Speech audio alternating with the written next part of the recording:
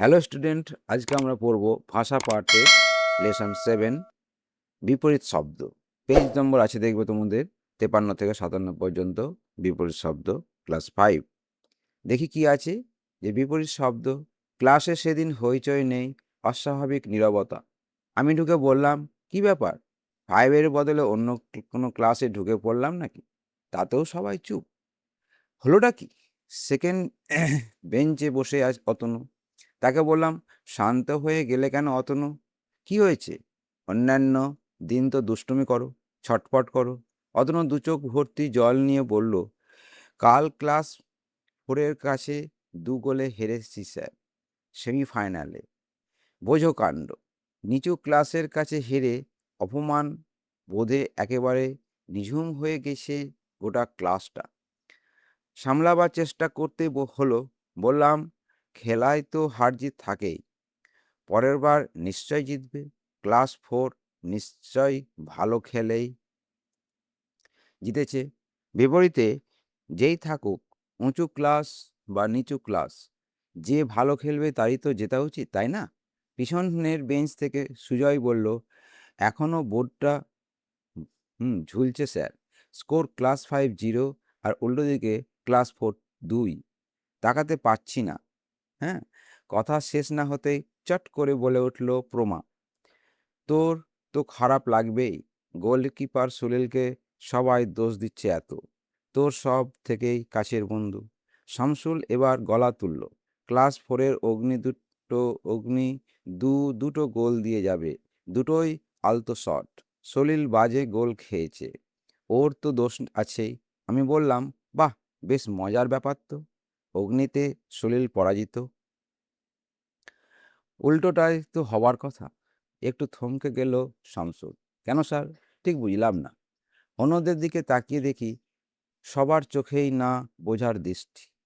একটু খোলসা করে বললাম তখন, আরে সলিল মানে কি জল, আর অগ্নি মানে কি আগুন। অর্থাৎ আগুনের সামনে জল এলে তো আগুনই নিভে যাওয়ার কথা। তা হলো না, বরং অগ্নির কাছে দুবার পরাস্ত হলো সলিল। এবার সবাই হেসে ফেলল। সলিল উঠে বলতে লাগলো, দুটো গোলই স্যার অফ সাইডে হয়েছে। ধমক দিয়ে উঠল রবিউল, বাজে কথা বলছিস তুই? বলের ফ্লাইট মিস করেছিস। অগ্নি অনসাইড ছিল। আমি তখন ফরওয়ার্ড থেকে প্লেনটি বক্সে নেমে এসেছি। আমি দেখলাম তর্ক বেশ তীব্র হয়ে উঠেছে। বললাম, দাঁড়াও দাঁড়াও, আজ একটা শব্দ আর তার বিপরীত শব্দ বলছো এক একজন। খেলার মাঠ থেকে এবার ক্লাসে ফিরে এসো তো সবাই। আজ বিপরীতার্থক শব্দ নিয়ে কথা বলা যাক। থার্ড বেঞ্চের দিকে সবাই তাকাও। কেমন নিশ্চিন্তে পাশাপাশি বসে আছে চঞ্চল আর প্রশান্ত, একেবারে পরস্পর বিপরীত শব্দ, কিন্তু ওদের বন্ধুত্ব তার কোনো প্রভাব পড়েনি। এতক্ষণে খানিকটা ধাতস্থ হয়েছে অতনু। হঠাৎ লাফিয়ে উঠে বলল, বুঝেছি স্যার, এটা তো ভাবিনি। নামে ওরা তো একে অন্যের উল্টো। ওরা আমাদের দুটি মিডফিল্ডার, হারবো না তো কি জিতবো? উল্টো নামের প্লেয়ার হলে তো উল্টো ফল হবেই। রবিউল মাথা নেড়ে বলল, ধুস, এই জন্য কেউ হারে নাকি? আমি বললাম, সকলের নামের মানেটা বুঝেছ তো? চঞ্চল শব্দের অর্থ হলো ছটপট, আর প্রশান্ত শব্দের অর্থ হলো ধীর স্থির। সেই জন্যই ওদের নামের মানে দুটো বিপরীত। ফার্স্ট বেঞ্চের কোণ থেকে রাবেয়া প্রশ্ন করল, গত বছর আপনি যেমন প্রতিশব্দ নিয়ে একটা খেলা শিখিয়েছিলেন, প্রতিশব্দ খোঁজার খেলা, এবার কি বিপরীত শব্দ খোঁজার খেলা হবে? আমি বললাম, দারুণ বলেছ, তবে পার্থক্য একটা রয়েছে। তোমাদের বলেছিলাম যে এক একটা শব্দের অনেক প্রতিশব্দ হতে পারে, তার মধ্যে থেকে দুটি শব্দ 2 সপ্তাহে শিখতে বলেছিলাম, কিন্তু বিপরীত শব্দ একটা শব্দের একটাই জানতে হবে। শামসুল বলল, সব শব্দের কি বিপরীত শব্দ হয়? আমি বললাম, এটা খুব ভালো প্রশ্ন। সব শব্দের যে বিপরীত শব্দ থাকবে এমন নয়। সব শব্দের কি উল্টো শব্দ থাকে? হ্যাঁ, রাবেয়া বলল, বিপরীত শব্দ কি সামনে লাগালে পাওয়া যাবে? যেমন জানার উল্টো অজানা, সতের বিপরীত অসৎ। আমি বললাম, হ্যাঁ, তবে সবসময় এরকম হয় না। লম্বার উল্টো নিশ্চয় অলম্বা নয়। হবে বেঁটে বা খাটো। আবার গুণ আর নির্গুণ, সুখ্যাতির বিপরীত কুখ্যাতি। একটু ভেবেচিন্তে বাংলা ভাষায় শব্দভাণ্ডারের অফুরন্ত সম্ভার থেকে বেছে বিপরীত শব্দ খুঁজতে হবে। প্রমা এবার অনেকক্ষণ পর বলল, মাথা খাটাতে হবে। আগে অ দিয়ে বা নি দিয়ে সব শব্দের বিপরীত পাওয়া যাবে না। আমরা রোজ যেসব শব্দ মুখে বলি বা লিখি তার মধ্য থেকে ঠিকঠাক প্রচলিত শব্দ খুঁজতে হবে। প্রশান্ত বলল, ঠিক বলেছিস। উদ্ভট শব্দ তৈরি করলে হবে না। আমার বোন ৩ বছর বয়সী। সে একদিন হাতি দেখে বলেছে, সামনের লেজটা বেশি লম্বা। ওটা সুর, সেটা ওর জানা নেই। আমি বললাম, সেটা ঠিক, তবে মাথা খাটানোর কোনো বিকল্প নেই। সবসময় শব্দটা বুঝে তার বিপরীত শব্দটা খুঁজতে হবে। যদি বলি উত্তর, এর বিপরীত শব্দ কি পারবে তোমরা? সুজয় বলল, দক্ষিণ। আর অবন্তী বলল যে প্রশ্ন। আমি বললাম, সাবাস, দুজনেই ঠিক। এবার দেখতে হবে ঠিক কোনটা চাওয়া হয়েছে, নইলে দুটোই হবে। হাত তুলেছে প্রশান্ত। বললাম, বলো। প্রশান্ত বলল, কটা বিপরীত শব্দ প্রতি মাসে জানতে হবে? আমি বললাম, সংখ্যা দিয়ে সবসময় দেখো না, বরং তোমরা বাংলা বই পাতাবাহার এর যখন যে লেখাপড়া হচ্ছে তা থেকে তালিকা তৈরি করে বিপরীত শব্দ জেনে নাও। তাতে শব্দ ভাণ্ডারও বাড়বে, আবার পাঠ্য বইটাও মন দিয়ে পড়া হয়ে যাবে। সলিল বলল, আপনি প্রতিশব্দ শেখানোর সময় কয়েকটি শব্দ আর প্রতিশব্দ বোর্ডে লিখে দিয়েছিলেন, এবার দেবেন না? আমি বললাম, না, বরং এসো একটা খেলা খেলি। ডান দিকের বেঞ্চে বনাম বাম দিকের বেঞ্চ। রাবেয়া ৫টা শব্দ লেখো বোর্ডে। এবার বাঁ দিকের বেঞ্চগুলো থেকে অতনু, তুমি উঠে এসে বিপরীত শব্দগুলো লেখো। রাবেয়া আর অতনু দারুণ খেললো। দুটো দলেরই স্কোর হলো ৫-৫। রাবেয়ার লেখা, অতনুর লেখা। রাবেয়া কি কি শব্দগুলো লিখেছে দেখো। দিন, বৃদ্ধি, নবীন, স্বাধীন, স্থির। আর অতনু লিখেছে তার বিপরীত শব্দগুলো কি। দিনের বিপরীত রাত, বৃদ্ধির বিপরীত হ্রাস, নবীনের হচ্ছে প্রবীণ, স্বাধীন হচ্ছে পরাধীন, স্থির অস্থির। তা দুইজন স্কোর ৫-৫ হয়ে গেল। আমি বললাম, এই খেলাটা এখন কয়েকদিন চলবে, শেষে দেখা যাক কে জেতে কে হারে। তবে নিচু ক্লাসের হাতে হারার ভয় নেই। কয়েকদিন ক্লাসে যে খেলা হয়েছিল সেই শব্দ এবং বিপরীতার্থক শব্দের তালিকা প্রতিদিন ক্লাসে হতে থাকলো। এই খেলাটা কি না, শব্দ আর বিপরীত শব্দ।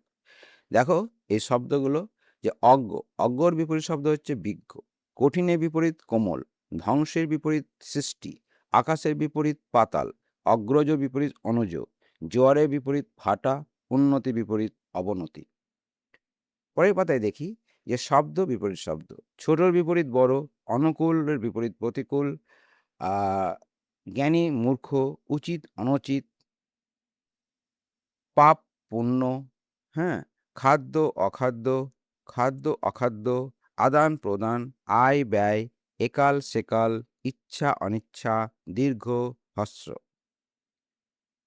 চঞ্চল শান্ত, কুটিল সরল, শুভ অশুভ, আবাহন বিসর্জন, জন্ম মৃত্যু, গ্রাম্য শহরে, বেশি কম, উত্থান পতন, ঐক্য অনৈক্য, ঈষৎ অধিক, দেশ বিদেশ। নীরস সরস, ভয় সাহস, ঘন তরল, অভদ্র ভদ্র, দুর্বল সবল, চেতন অচেতন, সত্য মিথ্যা। এবার অনুশীলন আসছে। তোমাদের যে শব্দ বিপরীত শব্দগুলো পড়লাম এগুলো পড়বে এবং তোমাদের দেখবে পাতাবাহার বইয়ে অনুশীলনীতে বা যেসব বিপরীত শব্দগুলো আছে সেগুলো একটা লিস্ট করে পড়বে। আমি যদিও বা তোমাদেরকে পিডিএফ আকারে দিয়ে দেবো, ওটা ডাউনলোড করে তোমরা পড়তে পারো। পুরো পাতাবাহারের বইয়ে যেসব বিপরীত শব্দগুলো আছে তার, হ্যাঁ? তাহলে তোমাদের পরীক্ষাতে যদি বিপরীত শব্দ আসে পড়তে খুব সুবিধা হবে এবং এখানকার যে বিপরীত শব্দগুলো আছে সেগুলো তোমরা পড়বে। এখানে অনুশীলনীতে দিয়েছে, দেখো নিচের শব্দগুলির সঙ্গে বিপরীত শব্দগুলি মেলাও। কি কি দিয়েছে শব্দ? টাটকা, যত্ন, খাঁটি, ঐক্য, ঋজু, শান্তি, যৌগিক আর মঙ্গল। দেখো একটা একটা করে মিলাই। টাটকার সঙ্গে হবে বাসি, যত্নের সঙ্গে হবে অযত্ন, খাঁটির সঙ্গে হবে ভেজাল, ঐক্যর সঙ্গে হবে অনৈক্য, ঋজুর সঙ্গে হবে বক্র, শান্তির সঙ্গে হবে অশান্তি, যৌগিক মৌলিক, মঙ্গল অমঙ্গল। তাহলে আমরা 1 নম্বর হয়ে গেল। 2 নম্বরে দিয়েছি দেখো, নিচের শব্দগুলি বিপরীত শব্দ লেখো এবং সেই শব্দগুলি দিয়ে বাক্য রচনা করো। 2 নম্বরে, তাহলে আমরা 2 নম্বরটা যাই। তারপরে 3 নম্বরে দিয়েছি দেখো, নিচের বাক্যগুলি চিহ্নিত শব্দগুলি পরিবর্তে বিপরীত শব্দ লেখো। 4 নম্বরে দিয়েছে শব্দ ও তার বিপরীত শব্দ পাশাপাশি বসে বাক্য রচনা করো। তাহলে আমরা 2 নম্বরে যাই। দেখো, নিচের শব্দগুলি বিপরীত শব্দ লেখো এবং সেই শব্দগুলি দিয়ে বাক্য রচনা করো। কি কি শব্দ দিয়েছে? তো, তরুণ, হ্যাঁ, গরম, নিচের বিপরীত শব্দ। আচ্ছা, আলো, অশুভ, ছোট, উন্নত, পাপ, প্রবেশ, উঁচু। তাহলে আমরা এর বিপরীত শব্দগুলো আগে জানবো। তরুণ হচ্ছে বৃদ্ধ, গরম হচ্ছে ঠান্ডা, পাপ পুণ্য, আলো অন্ধকার, ছোট বড়, প্রবেশ প্রস্থান, অশুভ শুভ, উন্নত অনুন্নত, আর উঁচু নিচু। আমাদের বিপরীত শব্দ হলো এই বিপরীত শব্দ দিয়ে আমাদেরকে বাক্য রচনা করতে হবে। যেমন তরুণ হচ্ছে বৃদ্ধ, তাই বৃদ্ধর বাক্য রচনা কি? বৃদ্ধ মানুষটি লাঠি হাতে রাস্তা পেরোচ্ছেন। ঠান্ডা, ঠান্ডা হাওয়ায় হঠাৎ শীত করে উঠল। তারপর হচ্ছে পুণ্য, পুণ্যের লোভে মন্দিরে হাজার হাজার তীর্থযাত্রী চলেছেন। অন্ধকার, অন্ধকার রাতে আলো নিভিয়ে সবাই ঘুমিয়ে পড়েছে। বড়, সে কখনো বড়দের কথা অমান্য করে না। প্রস্থান, প্রস্থান করার আগে সে সবাইকে প্রণাম করে নিল। শুভ, তিনি সকলের শুভ কামনা করে অনুষ্ঠান শুরু করলেন। অনুন্নত, তিনি অনুন্নত এলাকার অধিবাসীদের উন্নয়নের জন্য অনেক কাজ করেছেন। শেষে হচ্ছে নিচু, সে নিচু হয়ে মাকে প্রণাম করল। তাহলে আমার 2 নম্বর প্রশ্ন হয়ে গেল। এবার আমি আসবো 3 নম্বর প্রশ্নের দিকে। দেখো, নিচে বাক্যগুলিতে চিহ্নিত শব্দগুলি পরিবর্তে বিপরীত শব্দ লেখো। এই রাস্তা সোজাভাবে গেছে। তাহলে সোজার বিপরীত শব্দ লিখতে হবে। দেখো, এই রাস্তা বাঁকাভাবে গেছে। 2 নম্বরটা দেখো, অঙ্কটা খুব সোজা। তাহলে সোজার বিপরীত দিতে হবে। তাহলে অঙ্কটা খুব কঠিন। এটা আমার উত্তর। তাহলে এর বিপরীত শব্দ কি হবে? এটা আমার প্রশ্ন। পুকুরের উত্তর কোণে রয়েছে এক পাথরের মূর্তি। তাহলে উত্তর কি হবে? পুকুরের দক্ষিণ কোণে রয়েছে এক পাথরের মূর্তি। দেখো, দুটোই কিন্তু উত্তর। তার কথা অনুযায়ী তার বিপরীত শব্দটা তোমাকে বেছে নিতে হবে যে কোনটা বিপরীত শব্দ হবে। যেমন উত্তর এখানে প্রশ্ন, আর এখানে উত্তর মানে এখানে হচ্ছে দক্ষিণ, মানে এখানে দিক বোঝাচ্ছে। তাহলে পরের দিকে যাই। 4 নম্বর প্রশ্নে বলছে যে বিপরীত ও তার শব্দ ও তার বিপরীত শব্দ পাশাপাশি বসিয়ে বাক্য প্রয়োগ করো। মানে দুটো পাশাপাশি থাকবে, শব্দ থাকবে আর বিপরীত থাকবে। যেমন একটা দিয়ে দিয়েছে দেখো, সঞ্জয় দার মাথা ভর্তি কাঁচা পাকা চুল। দেখো, কাঁচার বিপরীত পাকা, দুটোই পরপর থাকবে। সেরকম একটা বাক্য রচনা করতে হবে। তাহলে আমরা দেখি বাক্য রচনাটা। বইটিতে প্রশ্নোত্তর 2 দেওয়া আছে। তারপরে ছেলেটি দিনরাত এক করে পড়া তৈরি করছে। পরেরটা হচ্ছে যে পুরোনো দিনের সিনেমাগুলি ছিল সাদা কালো।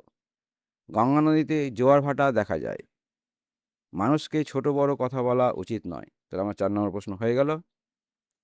5 নম্বর প্রশ্নে দিয়েছি দেখো, বিপরীত শব্দ লিখো।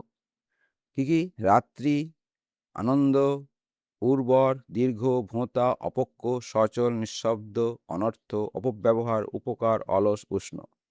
তাহলে রাত্রি বিপরীত কি হবে? দিন। আনন্দ বিপরীত বেদনা। উর্বরের বিপরীত অনুর্বর। দীর্ঘর বিপরীত হ্রস্ব।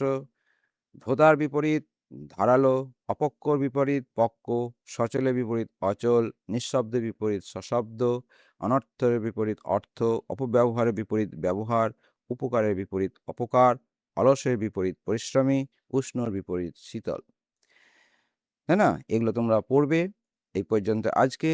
আর পুরো পাতাবাহার বইয়ের যে শব্দার্থগুলো আছে তোমাদেরকে আমি ডাউনলোড পিডিএফ আকারে দিয়েছি, সেখান থেকে ডাউনলোড করে নেবে। তাহলে তোমরা পুরো পাতাবাহারের বিপরীত শব্দগুলো পেয়ে যাবে। ভালো থেকো, পড়াশোনা করো। আজকে এই পর্যন্তই। Bye bye.